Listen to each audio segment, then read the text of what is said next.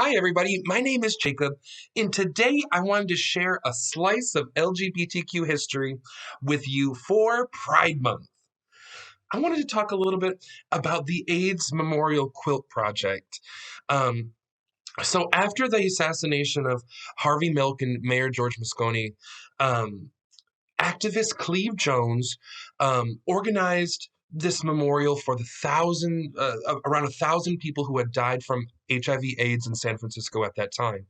How he honored them was he had a loved one design a piece of art with their name on it, about the size of a piece of paper, and they displayed it on a wall. When you took a step back from that wall and took a look, Cleve Jones said, "This kind of looks like a quilt." And that's where the idea for the AIDS Memorial Quilt came from.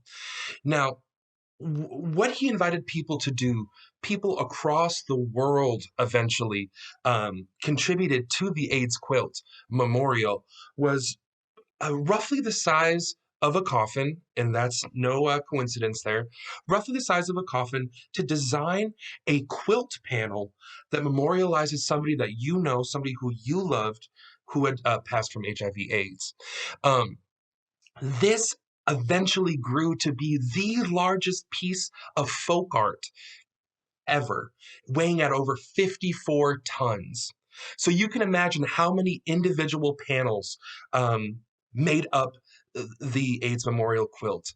Now, it was displayed multiple times, whether that be at the National Mall or on the lawn of the White House. What you have to consider is, at the time that it was first being displayed, millions of people visited it.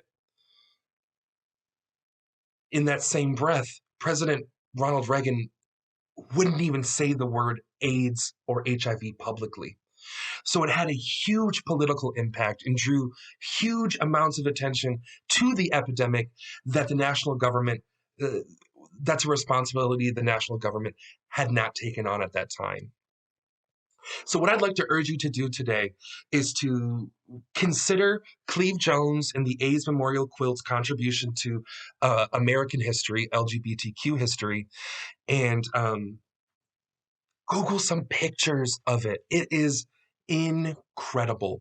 You take a look at some of these individual panels, the creativity, the warmth, the sentimentality, it's really extremely powerful.